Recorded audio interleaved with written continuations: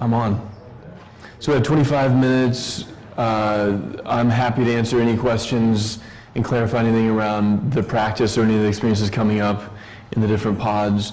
I'm also still pretty cracked out from Burning Man, so if you haven't noticed, I'm not orating or delivering, or even really preparing what I was going to do for this whole conference. So I'm open for a very transparent dialogue on pretty much any topic. Who am I? How did I end up doing this? Community leadership stuff that came up earlier. Anything goes. Especially if people have something you're actually curious about, go for it. Didn't take long. There we go. Hi. You've last night was not the first time you advised us not to try and make money circling. So I'm wondering if you have any stories, if you could tell us about your experiences trying to make money doing circling or bringing it into different contexts, like corporate or whatever. Yeah. Some of your experiences and frustrations and success. Yeah, and what I meant to say is more clearly was those of you who are struggling with like, yeah, but how do I make a living? So making some money circling is one thing. Making a living circling is, to me, a different tier. And there are a few of us in the world who've done that. But I think it's a young practice. We're just now clarifying what the hell it even is, and this conference is helping even more, maybe get it more coherent, but also destabilizing too as we learn from each other. So there are very few books or manuals or anything. Brian just now got a manual together. It's pretty premature to go off thinking you're going to make a career out of circling based on that brand. And I feel protective of the community, especially because the flip side is it's unnecessary. I've seen people skyrocket their careers by learning circling and then in some ways just stealing the parts they like the best and not getting like loyally, I'm a circler advocate or something. They just take the parts they like and infuse it into whatever else they're doing and kill it. And I think that's just a shame to see any of you not doing that. Does that make sense? Yep. And then your actual question was something about my experiences.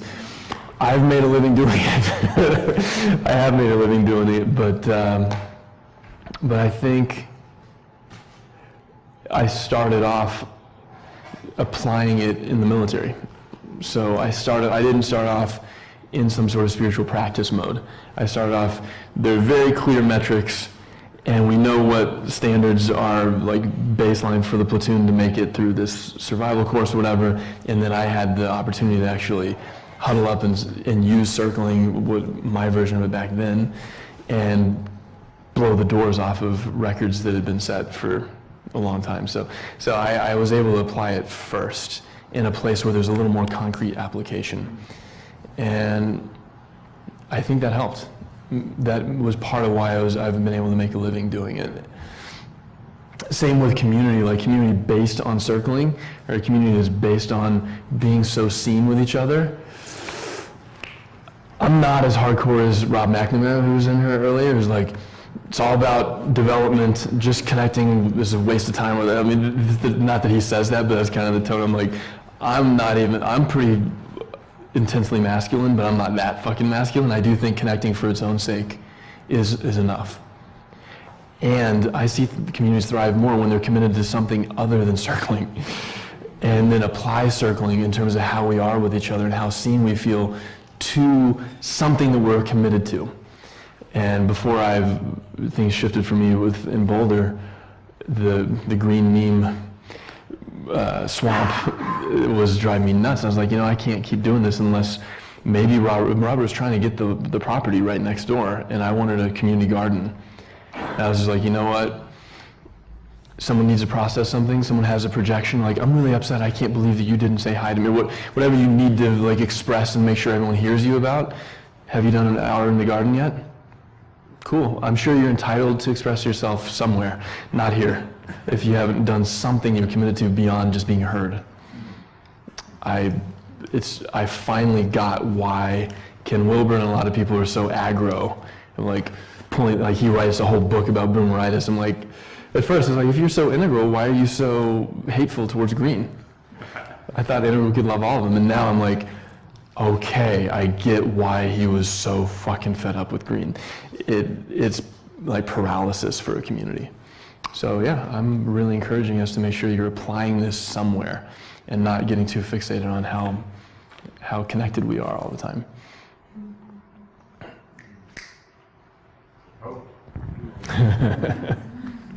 And I'm saying that with a little charge in my system from how hard it has been to not stay true to that line.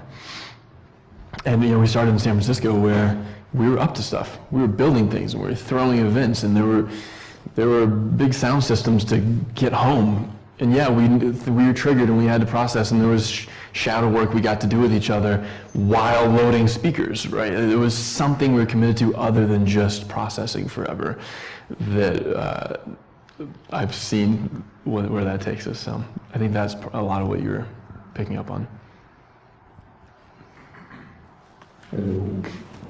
Hey. I've gotten 2 green lights from you so far, so I'm gonna bring it. Okay. Okay. That's his pre-framing of he's gonna say something, ask me something intense. So last night I heard you talk about burnout. A little louder. Last night. You're gonna keep pretending you can't hear me. Last night. Last night. You heard me talk about. I heard you talk about burnout. Burnout. And feeling hurt. And hurt, yeah. And on the one hand, I feel tender and touched, and my love and concern for you. And I know that I don't know most of what happened, the details. Mm-hmm. So I don't mean to minimize it, and I love hearing about it at all. And the other response I have is that you are one of the people in my life who has championed the idea that we can create wildly awesome lives, that we can find support that we need to develop indefinitely. Yep. I've been optimistic. Yeah. Yes. And actually, the title of Jess and my talk tomorrow is Walking the Talk. I want to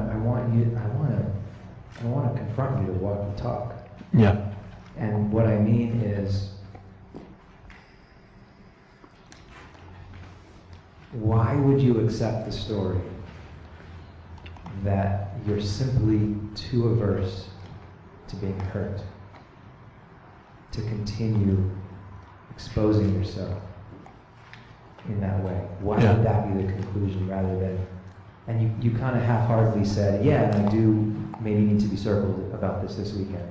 Yeah. But half-heartedly. why is that not more commitment that I hear and Mm-hmm. from you? And that's what I'm wanting for you. Mm-hmm. Period. For now. Yeah, thank you.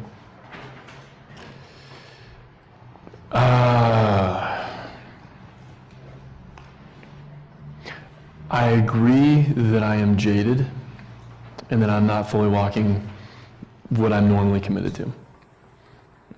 That for sure.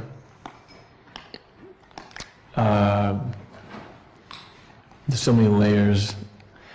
I'm open to just revealing more personally with y'all that you've devoted your weekend and coming this far for this practice in this community. I'm happy to be more intimate, more revealed. This is kind of a weird way to, I'd prefer more of a circle or something, but I'm totally open to that. There's just a lot of nuance there. But I'm also aware that a lot of you are community leaders and there may be learnings. It should just be a conversation about what happens when you lead. I was pretty reluctantly leading. One of our founders, Shelley, would always call me the archetype of the reluctant leader, where I was good at it. And when I would throw an event or invite people, people would show up. But somewhere along the line, I have a lot of colleagues, as I got better and better at this, I've had more and more colleagues who talk about, I didn't want to be a teacher. I definitely wasn't trying to be a community leader. And what is that? I just wanted to enjoy my life, and I've created the thing I wanted for my community experience, and I pulled it off for everyone else. I'm part of a large group of community leaders who I hear pretty much the same thing. I created this thing that's exactly what I wanted for everyone other than me, because I'm the one who has been holding it. I'm not saying that to let myself off the hook, but I'm saying for a long time I was like, yeah, that's not my experience. I feel totally family with everyone, and I also hold this role. Other people hold the role too. They lead sometimes, I follow, but overall I tend to be the one, when push comes to shove, charging ahead or holding things together, and at least in a more in front of the room kind of way. But I still feel it's not like I'm up on some high chair or something. I get my ass kicked by my people following me all the time. I was just very optimistic about it doesn't have to be that way until the past few years. And I've definitely felt burned. And had my colleagues kind of chuckle and kind of get a kick out of me being a little less optimistic. I think there's three things that are coming up for me in terms of understanding what you're saying. You keep squinting at me. Are you having a hard time hearing me? It's the lighting. I like to be able to see you, Austin. There's bright light, but Okay. I'm with you. You know what I look like. It's Josh. It's Josh speaking. It seems that we can get stuck in our roles. There's the leader and there's the followers. Mm-hmm. It seems that leaders can use the role as a safety zone to not be seen. Mm-hmm. And it seems like there may be a lack of resource that could actually serve the leader. And or a story that everybody's holding that there's lack of resource. So I'm seeing those three possibilities that contribute to that eventual burnout, isolation, and exhaustion, maybe. Mm-hmm. Is any of that landing? The lack of resource one, there probably is. I'm sure there's communities who are better at it than we are, that we have been. And then I remember someone that Brian Baer's been studying with, I heard apparently there, in some cultures, the shaman role is something you take on like a tour of duty. It's not the culture where you're born a shaman. It's something, it's a mantle you take on, and who you are is personally is secondary to the role for the tribe, for a term, and then you're back to just being whoever for a while. And I'm like, ding, ding, ding, ding, that. So I feel really open that maybe I've done a couple of tours, and I've really enjoyed being more of a resource and eldering and mentoring some of the other leaders who are now in the fire, and really eager to see how they handle the projections that come up as they hold that. And there's been people who've been pretty harsh with me who now are like, since you've been gone and I've been leading, I'm like so understanding why you did it the way you did it, and that's been really satisfying for me. So there may be a generational thing, and I'm sure we could do it better. Okay, the last thing for me, short thing, is regardless of all the leadership stuff, like dropping the whole context of leadership and community, I'm still left with this desire that your relationship to fear of betrayal Mm-hmm. gets attention and support just because I care about you. And I want to support you walking the talk that has inspired me. Thank you. Well, I've been blown away by how much you've been terrified of where I've guided you, and then you've actually lived it as much as anyone I know, and you've been willing to lose a lot to have a more real life. So I'm glad it's you that's doing this right now. Yes, me too. Thank you. I'm super picky. I'm so not picky. Like usually I like everybody pretty much. I generally like people who dislike me. And I'm like, really? They don't like me? I still like them. Like, I just feel very spacious, and it's easy for me to like everybody. And then there's certain things that I'm super high maintenance about. And when I was in the middle of a divorce, while deathly ill, while my mom is dying of the same illness, and I'm a new dad, and our company is crumbling, I still managed to make sure that my ex and my son never had, I covered all expenses from bed a lot of the time. But I was scared that so much had hit at once that I couldn't hold it all. And so to have friends who were villainized by this community in ways, and I have championed and protected and then the other, there's differentiation in other, and then they finally, one of my mantras is if you don't like somebody, you don't truly know them. And I've stood by that, and I've championed people to be included, and then they love each other. I'm so grateful that they're in there. And then for that very same person to be so furious with me, I'm so angry with you about my divorce, seems reasonable in most culture. Like, oh, they're angry, and then you hash it out, and then realize maybe they really should be angry at me and there's something I fucked up, or maybe they misunderstood, and you just kind of work it out.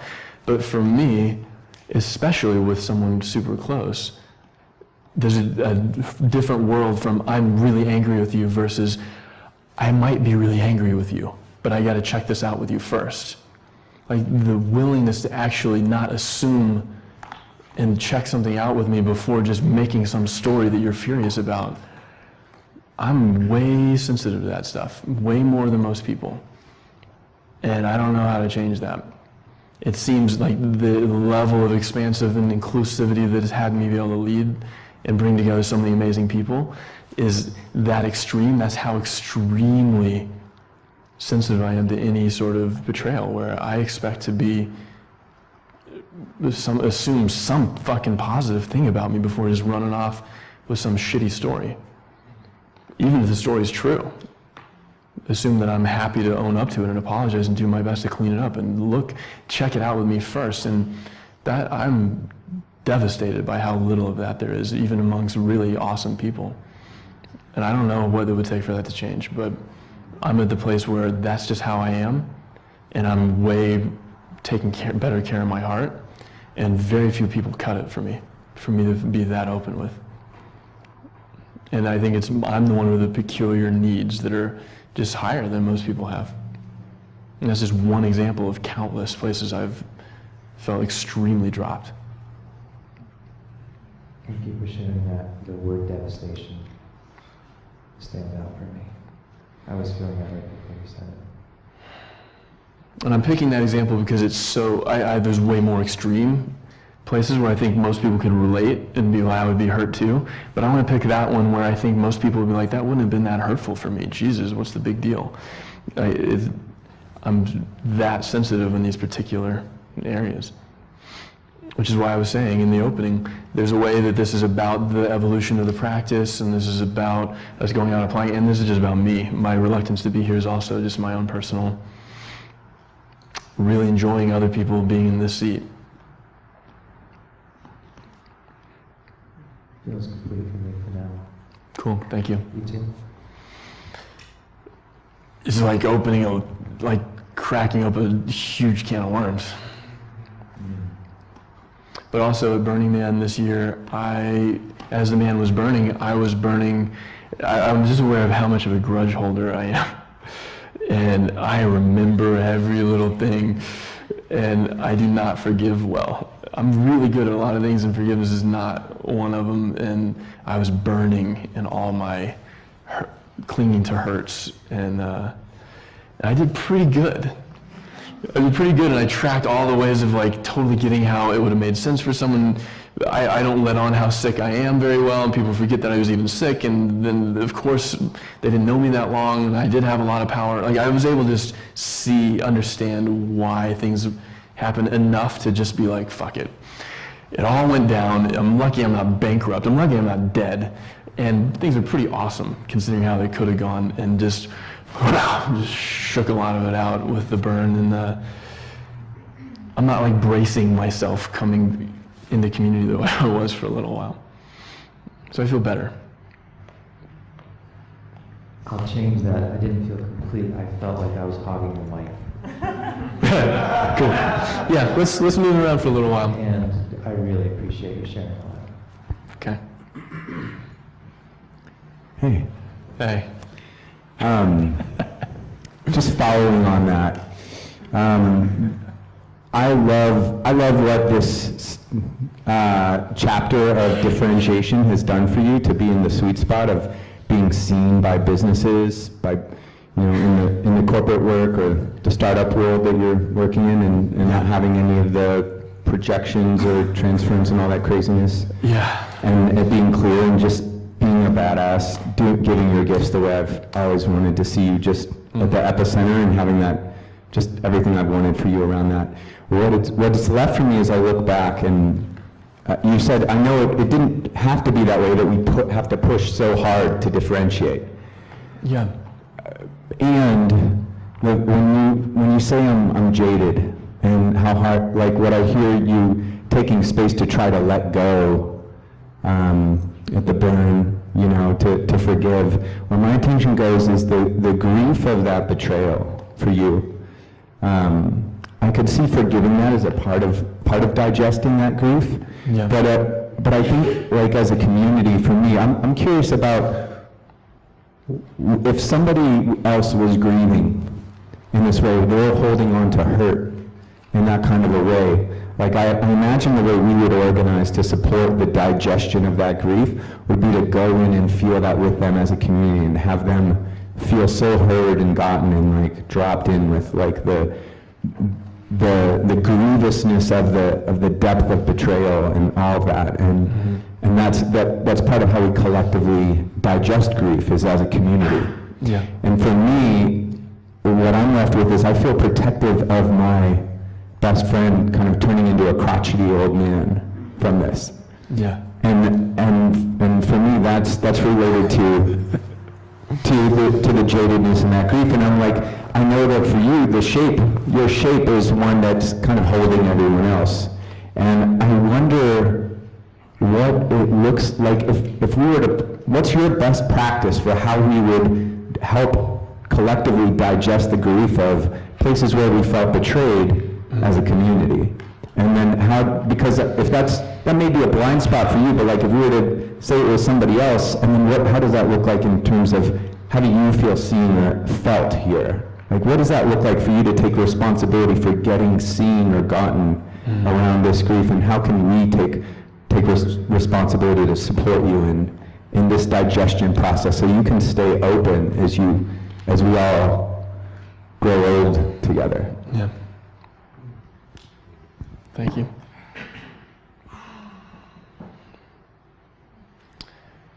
I'm aware we only have a couple minutes for this session, but that hit me. I definitely am becoming slightly crotchety old man, but mainly I think it will be in entertaining ways. But I have looked inward, and basically post my chemo kind of treatment to clear hepatitis C, I have done some shamanic journey and just really checking in, and I've never checked in with myself and been disturbed before. I think my mom and especially the women in my life, did a great job. considering all the horrible things going on and dad in prison and all of it. I never made fun of kids. I never picked on anybody. I never hurt animals. Like a lot of the stuff that just is like kind of what we work through. I've always felt really clean and clear until this check-in. I'm like looking in and I have hateful baggage. And I've been burned. I've been like, fuck, I need a therapist. And that's where I've been. And I'm pleased. I feel like I am working through some of it. And I'm sure some of it, it'd be kind of robbing at least some circle in our community for me not to work through some of it with you guys. But a lot happened. I think it's a luxury. If there's one takeaway beyond just me personally, it's the level of pristine closeness and transparency we had that had this thing launch, where it was so special that we started doing it for a living. It was a luxury we had. I mean, we were in Brian and I's living room pretty much every night. And when I got sick and all those things happened at once, it wasn't just me. Guy was going through the biggest breakdown in his life that he could share about. Alexis went on a really fucking intense ride in her life. Like, all hell broke loose at once. Shayna took her time, but she finally came around to having her complete, everything shattered at once. And there's a lot of shit that went down. And a lot of places that I think a lot of us felt dropped. I don't know if we have the time to sit and be heard and voice all the ways we all felt let down or wish it had been different. Or it's a resource question too.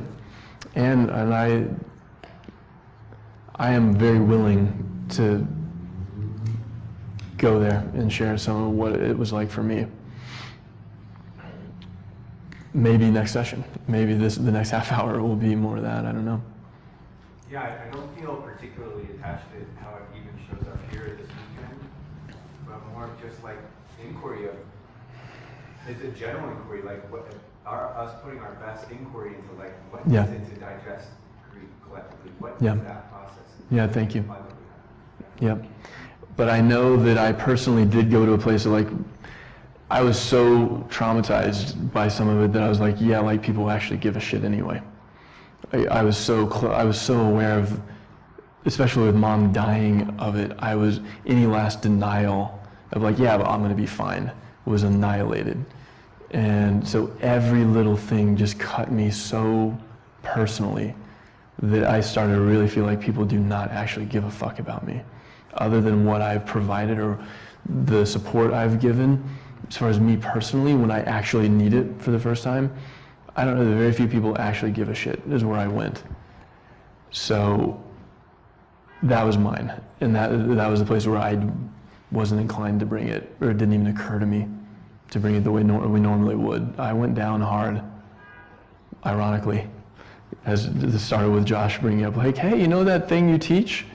Where it's all, if you actually bring it and you see it through together, everything is an opportunity for us to grow and love each other even more. How about you practice that yourself on this one before trotting off to do some other thing? I'm with you, and I'm confronted by what that would take. A big old wave hit, and I'm pretty impressed by how much love and synergy there still is compared to a lot of those colleagues where there's huge factions and you know, Robert's had to help transmute all the hurt feelings, and this community fucking hates this one, and it happened in this building, so he ends up having to like compared to how hateful it has gotten for a lot of communities that started off so elated, not too shabby. I think we've come through pretty fucking well compared to how it can go. And yeah, compared to what we were committed to, it's where there's baggage, and that's where we're at. So we decided to do a circling summit, so you can share in our jadedness and circle each other a lot. So we're 5 minutes over. Let's let that be enough for this round.